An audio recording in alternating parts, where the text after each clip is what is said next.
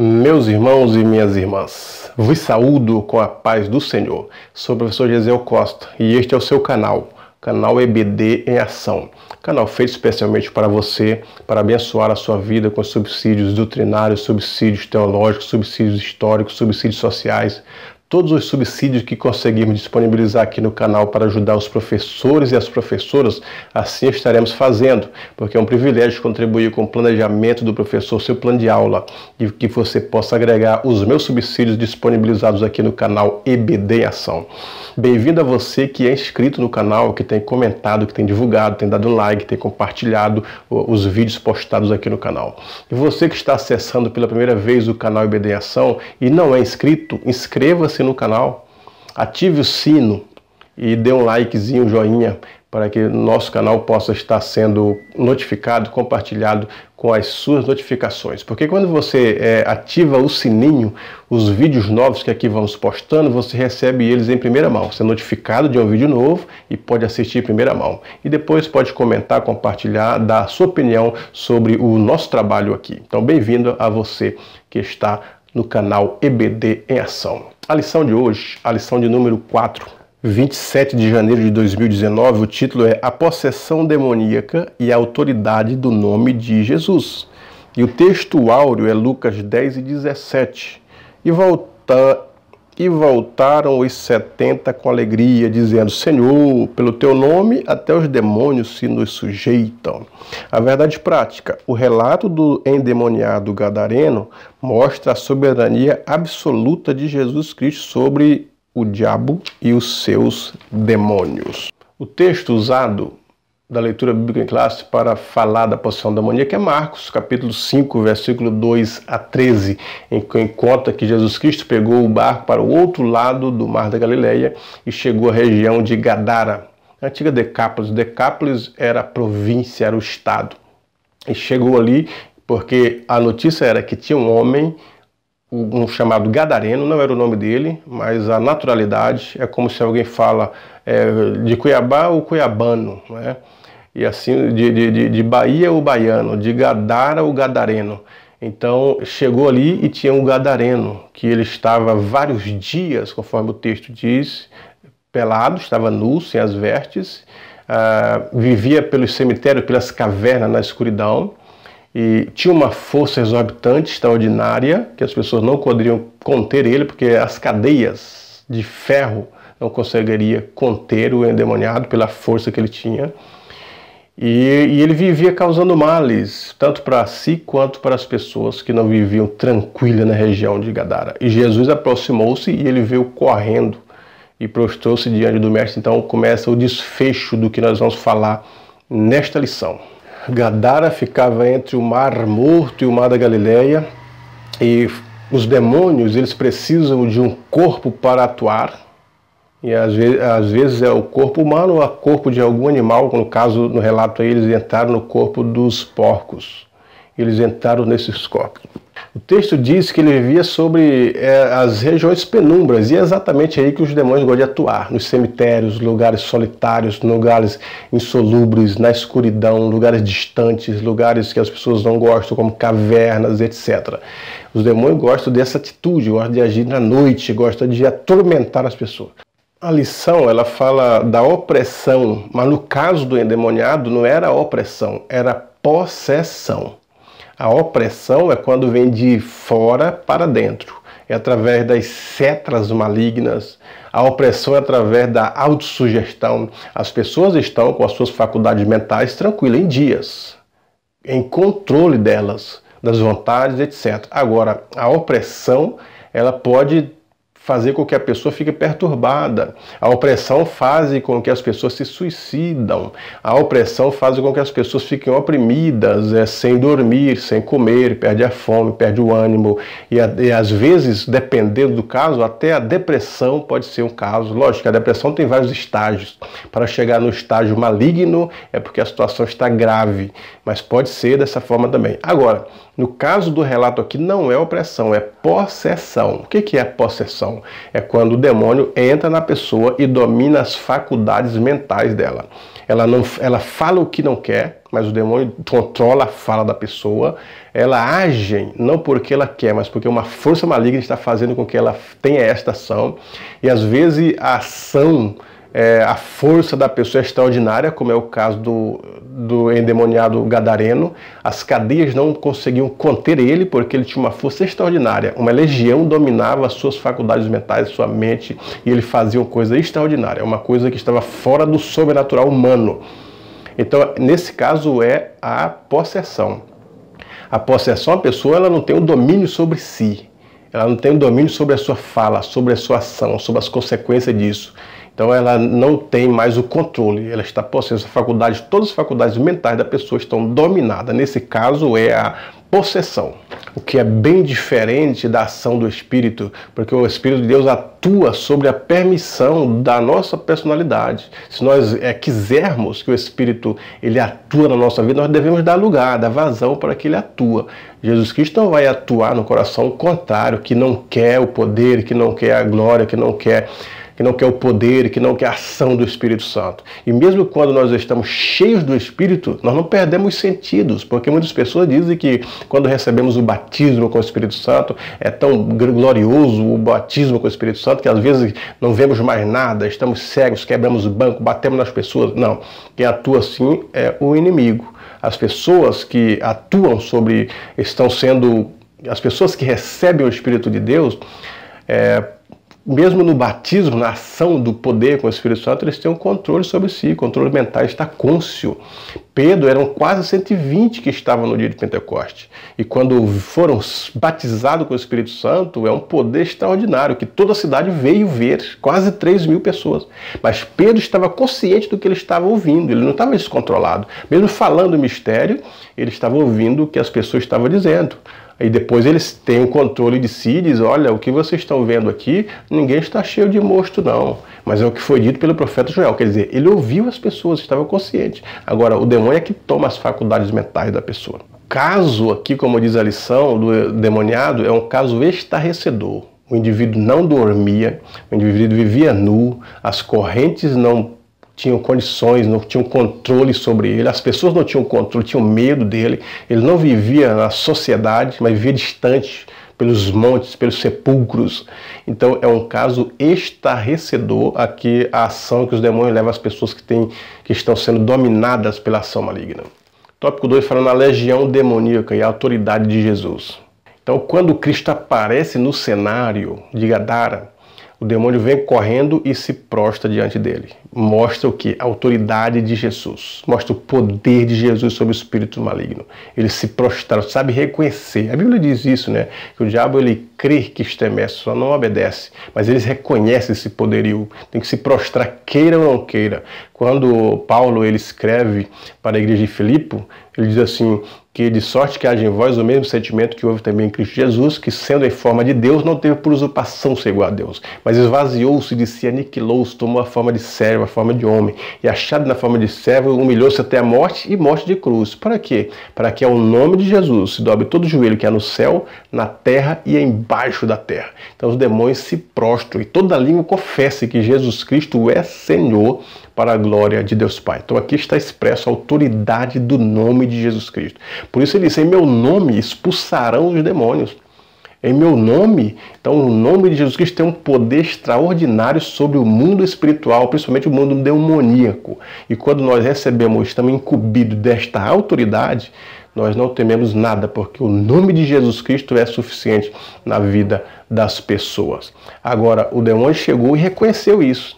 E fez um pedido, pediu para que, primeiro ele pergunta, ele chega perguntando, vieste atormentar-nos antes do tempo? Mas que tempo? Ele sabe que tem um tempo, sabe que vai vir o juízo sobre eles, sabe que o fim deles está curto. Sim, sabe, porque a Bíblia diz que o diabo desceu até vós sabendo que tem pouco tempo, quer dizer, ele sabe do tempo deles. O tempo que eles têm, o limite que Deus deu, porque tudo está no controle de Deus. Então esses demônios também sabiam disso. sabiam disso. E eles fizeram outro pedido, que não saísse dali, eles queriam ficar, não fosse para o poço do abismo, mas pediram permissão para entrar nos porcos. E foi permitido por Jesus que ele entrasse nos porcos. E por causa que Cristo conversou com o demônio, perguntou o nome, e ele disse legião. Uma legião são 6.000 demônios. Então o homem aproximadamente tinha 6.000 demônios, por aí. Era uma quantidade enorme de demônios. E porque Cristo conversou com os demônios, muitas pessoas, muitas igrejas neopentecostais têm dialogado com o demônio, têm conversado com o demônio. E abrindo uma prerrogativa aqui, abrindo um espaço aqui, eu posso dizer que existem pessoas que são arrebatadas e vão para o inferno e dizem que lá no inferno encontrou o trono de Satanás, encontrou os demônios e voltam com a mensagem dita pelo diabo, porque o diabo disse para ele que tem lançado muitas modas na igreja, as pessoas estão seguindo as modas, tem lançado muitas roupas e as pessoas têm seguido as roupas, têm inventado discórdia. Se for o diabo e os demônios que disse e a pessoa vem dar o recado do diabo para a igreja, dos demônios para a igreja, a nossa norma é a Bíblia. Nós seguimos as ordens da Bíblia, a Bíblia que ele diz e Cristo, nosso Senhor Jesus Cristo, não o demônio, não o diabo. Até porque o diabo é o pai da mentira e os demônios são mentirosos. Se as pessoas estão indo para o inferno e vendo os demônios trazendo o recado deles, não aceite. Até porque no inferno não está lá o diabo e os demônios. Eu falo que estão nas regiões celestiais, é o que Paulo diz. Então no inferno não tem nenhum diabo, nenhum demônio lá, amarrado como muitos têm visto, trono deles, estão atuando aí nas esferas celestiais. Por isso, novo céu e nova terra, porque esses céus estão contaminados pela passagem do maligno. E muitas denominações, por causa desse diálogo de Jesus com o demônio, têm então implantado diálogos, levam os endemoniados para dialogar no microfone, no rádio, na TV e perguntam o que eles fizeram, qual que é o objetivo. Um diálogo que não é prerrogativa, não é normativa esse diálogo de Jesus para ser seguido. Mas o que ele disse é, em meu nome expulsarão demônios, sem dialogar, sem perguntar, porque o diabo é enganador e os demônios são mentirosos. Mas vamos simplesmente, pelo poder de Cristo, sem conversa, fazer a obra de Deus através do poder do nome de Jesus.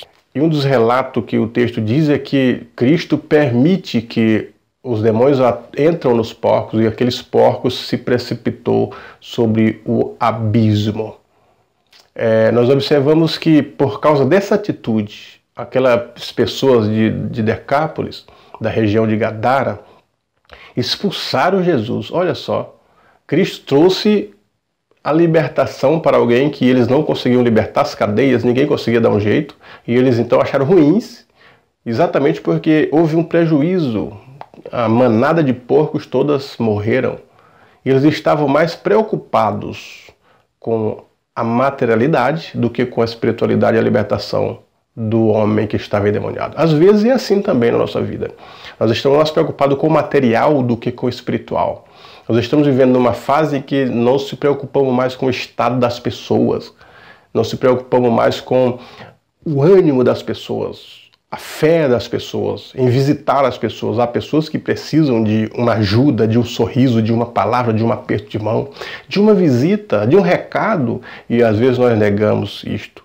Então nós devemos preocupar com as pessoas. Nós estamos vivendo o tempo do materialismo, onde o ter é diferente do ser. Quem tem é quem tem posse, é quem tem condições, é quem é aceito. Quem não tem, não interessa se é ser humano ou não. Até mesmo teologias da libertação têm dito que Jesus Cristo veio preocupar com aquelas pessoas que não têm, os párias da sociedade. Que a salvação é salvar eles dessa pobreza e equiparar as máquinas, acabar com a desigualdade social. Isso é que é salvação. Isso é uma distorção do evangelho, porque Cristo não está fazendo preferência para pobre nenhum. Cristo está fazendo preferência para o homem. Ele ama o ser humano, não interessa se ele é rico ou se ele é pobre. Às vezes o indivíduo pode ser pobre, mas ele é rico do Espírito de Deus. Às vezes pode ser pobre materialmente, mas é rico de orgulho, rico de devassidão. Ou às vezes o indivíduo pode ser rico materialmente, mas pobre de espírito, pobre de ânimo, pobre de perspectiva e de esperança. Então Cristo faz preferência pelo homem independente do que ele é ou que ele tenha. O texto termina dizendo que o endemoniado ele estava em sã consciência depois da expulsão, ouvindo Jesus, estava vestido estava cônscio, seguindo e ouvindo Jesus. E as pessoas viam e ficavam maravilhadas com aquele testemunho. E ele queria seguir Jesus Cristo, mas Jesus deixou ele lá exatamente para isso, para que as pessoas olhassem e vissem o testemunho que Jesus operou, o milagre que Jesus operou na vida dele. Ele estava agora consciente, estava vestido, estava comportado, estava ouvindo a Jesus. É isso que o Evangelho faz. É porque a Bíblia diz que o diabo veio matar, roubar e destruir. Mas Cristo veio para quê? Veio para que tenham vida, e vida com abundância. Jesus Cristo veio libertar as pessoas que vivem escravas do pecado. O diabo, ele escraviza as pessoas, seja com os vícios, com as drogas, com os pensamentos, com uma série de coisas. Mas Jesus Cristo, ele veio para dar vida, libertar as pessoas. E o texto diz exatamente isso: desfazer as obras do diabo. O diabo vai fazendo, Cristo vai desfazendo. O diabo vai escravizando, Cristo vai libertando. O diabo vai matando, Cristo vai dando vida para essas pessoas. Este é o papel do Evangelho de nosso Senhor Jesus Cristo. O terceiro tópico fala do poder de Jesus Cristo. Cristo, ele é o soberano, é o Senhor Deus, Criador do céu e da terra, tem poder sobre todos, inclusive poder sobre os demônios. Nós observamos que a ação do diabo na vida de Jó só foi possível pela permissão divina. Então nós observamos que os cristãos, que ele tem Jesus Cristo na sua vida, tem um poder sobre a sua vida. Todos nós que temos Cristo, o poder de Cristo habita na nossa vida. Então o diabo, ele não pode entrar e atentar sobre a vida de uma pessoa fiel. Os demônios não podem entrar numa vida e tomar as faculdades mentais de uma pessoa fiel a Jesus Cristo, porque Jesus Cristo mora em nós. O próprio texto da Bíblia diz: se alguém me ama, guardará minha palavra, e meu Pai o amará, e viremos para ele, faremos nele morada. Então é exatamente isso que nós temos, os fiéis. Agora, se a pessoa não é fiel, está em pecado, está sujeito. Senão a Bíblia não dizia que os anjos vivem ao nosso redor, e que o diabo vive ao nosso derredor buscando alguém que possa tragar. Ele vive buscando uma falha, uma brecha para ele atuar com as suas atitudes. Agora, quem está em Cristo, nova criatura é. As coisas do velho já passaram e esse que tudo se fez novo. Nós temos a guarda. O Salmo 91 diz: aquele que habita no esconderijo do Altíssimo, à sombra do Onipotente, descansará. Então nós estamos descansando na sombra do Onipotente. Então, se nós estamos debaixo da proteção do Altíssimo, o diabo não pode vir, porque tem um que é mais poderoso do que ele. Então, nós observamos exatamente essas questões, como diz o Salmo 91. A sombra do Onipotente descansará, não tem seta, não tem mortandade, não tem demônio da noite, não tem nada pode atingir. Muitas pessoas têm dito que têm sido atingidas por setas malignas. E o Salmo 91? Praga alguma chegará à tua tenda, mortandade que assola meu dia. A Bíblia diz isso: 1000 cairão a teu lado, 10.000 a teu direito, mas tu não serás atingido. Porque você está sendo atingido, meu irmão, com as setas malignas. Então vamos buscar proteção, vamos buscar as armas espirituais para poder ser protegido. Às vezes as pessoas estão sendo atingidas com as setas malignas porque lhe falta a preparação do Evangelho, falta vestir as armas espirituais. Nós estamos numa guerra, numa batalha, somos guerreiros de Cristo, então precisamos estar armados e saber lutar. Sobre os porcos, observamos que não era na região de Israel, porque os judeus eles não tinham os porcos como um bem comum, mas era como um animal imundo. Eles não comiam, não criavam, não tocavam em porco nenhum porque era imundo. Então é uma região de Gadara. E os judeus estavam totalmente distantes dessa possibilidade de ter essa convivência com os porcos. E a presença de Jesus nesse lugar fez a modificação. O que cabe é um espaço aqui para a gente falar sobre a presença de Jesus. O que é a presença de Jesus? Irmãos, aonde a presença de Jesus chega, as coisas modificam.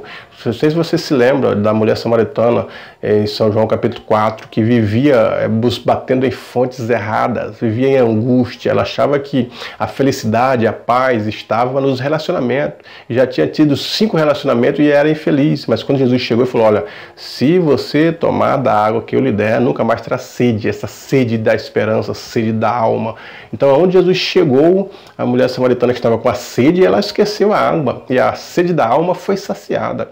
Observe que em São João capítulo 8 fala da mulher adúltera, que foi pega em adultério e já ia ser executada quando trouxeram-a para Cristo. E o encontro dela com Cristo ocasionou a libertação e o perdão da vida dela. Por quê? Por causa da presença de Jesus. Aonde Jesus chega, as obras do diabo são desfeitas, as obras dos malignos são desfeitas. Observe em Marcos capítulo 1, que vem o leproso dizendo: se queres, pode tornar-me limpo. E Jesus Cristo falou: eu quero ser limpo. E ele foi liberto também das suas doenças. Então, aonde Jesus chega, onde ele chegava, aonde ele entrava, as coisas aconteciam diferente, as pessoas sentiam algo diferente, a multidão queria estar onde estava Cristo. Enquanto os fariseus estavam com os sermões suntuosos, que as pessoas não entendiam e nem estavam contextualizando as palavras dos fariseus, dos rabinos, Cristo estava com uma mensagem que ia de encontro com a necessidade do povo, ia de encontro com a libertação do povo, com aquilo que o povo precisava. Ele libertava as pessoas das garras de Satanás, dos seus vícios, das suas doenças, e trazia para o reino do Filho do seu amor, que esta é a libertação perfeita. Então a presença de Jesus, ela é quem faz a diferença. No caminho de Emaús, enquanto os discípulos iam conversando e falando sobre Jesus, dizendo eles que porventura não ardia em nosso coração quando ele nos falava, a presença de Jesus faz isso, faz arder o coração, faz o espírito saltar, faz a alma se alegrar, porque aonde Jesus chega, as coisas não permanecem como estão. Aonde Jesus chega, as coisas são modificadas, são transformadas. Aonde Jesus chega, a alegria também chega na vida das pessoas e a libertação de vida delas está presente. Portanto, meu irmão, nós não podemos ficar nessa perspectiva do medo do escuro, do medo de passar debaixo de escada. Tem crente que tem medo do gato preto, tem gente que tem medo do dia 13, sexta-feira 13, o número 13, o número do azar. O cristão, ele não tem essa preocupação. Os neopentecostais que vivem agarrados sobre esse subterfúgio, folha de arruda, os pisa no sal grosso, passa não sei aonde, leva a vassoura ungida, rosa ungida. Nós temos a presença de Jesus, e a presença de Jesus é maior do que todo esse subterfúgio. O cristão que está presente em Jesus Cristo, ele não tem medo de macumbaria, de feitiçaria. Feitiçaria não pega em cristão fiel. Enquanto o povo de Israel estava fiel diante de Deus, caminhando, observe que Balaão e Balaque não conseguiram amaldiçoar o povo fiel. E eles disseram: contra Israel não há encantamento. Feitiço contra o crente fiel? Praga contra o crente fiel, mal olhado, olho gordo, quebrantamento, essas coisas contra o crente fiel, isso não pega. Não tem essa possibilidade. Sexta-feira 13, passar debaixo de escada, mal olhado, sai fora disso, que isso não é verdade. O cristão que vive em Jesus Cristo, sob a autoridade de Jesus, com Jesus na sua vida, ele não teme a nada, não teme ao mal, os demônios não lhe tocam, o maligno não lhe toca. Ele vive, sim, diante de Deus. Ele vive sendo protegido por Deus. Ele é o cristão. O diabo vive em nosso derredor. E se ele estiver armado para a luta, melhor ainda, porque a Bíblia diz assim: resistir ao diabo e ele fugirá de vós. Quer dizer, o que está em nós é maior do que o que está em mundo, é Jesus Cristo. Pode vir o mundo, os demônios, Satanás, mas quem está em nós, se é Jesus Cristo, nós somos a maioria. Você e Deus é a maioria contra o diabo e os demônios e as obras da carne. Fugir da aparência do mal, essa sim, fugir do pecado, foge dessas coisas, mas resistir ao diabo e ele fugirá de vós. Então o cristão fiel, ele tem essa promessa da proteção divina, das bênçãos de Deus, decorrente das bênçãos de Deus, as suas coisas são abençoadas. Tem pessoas com medo do uso de objeto, uso de alimento, uso de roupa, porque foi oferecido sei aonde. Oferece a Deus, dê uma graça, ore por tudo que você tem e Deus abençoará tudo quanto você colocar a mão. Aonde você colocar as plantas dos pés é abençoado, porque você é abençoado e quem está em ti é o Senhor Jesus Cristo, que é o abençoador e maior do que todas as demais coisas. Não há essa possibilidade do cristão ficar endemoniado, a não ser se ele não é fiel. Está em pecado, está em falhas, não é um cristão autêntico, aí tem que buscar a proteção divina, porque do contrário, o que a Bíblia coloca é que contra Israel não há encantamento, o Salmo 91 e os demais textos da Bíblia que poderíamos citar aqui. A igreja passou, onde ela chegou, as coisas foram modificadas. No Brasil existia essas culturas da mula sem cabeça, do saci pererê, de uma série de outras coisas. E hoje em dia não se vê mais, porque a igreja foi alcançando esses rincões, levando a verdade, a palavra do evangelho, as pessoas sendo libertas dessas ilusões, desses demônios que atormentavam as pessoas. E hoje em dia, esse aí ficou na mitologia brasileira. São mitos. Nunca vi Saci Pererê. As pessoas que viram também foram libertas. É onde o evangelho chega, traz a libertação, vai colocando para longe as cercanias do reino das trevas e vai sendo alargada o reino do Filho do seu amor. Fazer o reino é trazer a libertação das pessoas. O que é o reino de Deus? Libertar as pessoas das garras de Satanás. Se eu expulso o demônio é porque é chegado a vós o reino de Deus. Então vamos libertar as pessoas das drogas, das garras do diabo, de tudo, porque isso é reino, é fazer a obra de Deus. Isso sim agrada a Deus. Jesus Cristo veio para libertar as pessoas. Ele veio para libertar, veio para dar vida, veio para transformar, para expulsar, para fazer-nos uma nova criatura. Portanto, meu professor e minha professora, que você tenha uma boa aula, que os seus alunos se interessem pelo assunto, que busquem mais, porque aqui nós estamos trazendo só alguns tópicos, não estamos falando em detalhes aprofundados para não ficar longo o vídeo, mas o assunto ele é promissor, ele é profundo, requer um estudo mais exegético, requer um debruçar com carinho sobre as Escrituras, interpretando realmente como ela é, para que você entenda o mundo espiritual, tenha uma vida pautada na Bíblia, pautada no Evangelho, nas verdades bíblicas, e não seja enganado com as coisas do mundo, porque nós somos cristãos e temos uma vida ativa na presença de Cristo. Portanto, meu professor e minha professora, que Deus em Cristo os abençoe, que você tenha uma aula abençoada e que o Espírito Santo possa tocar na vida dos seus alunos.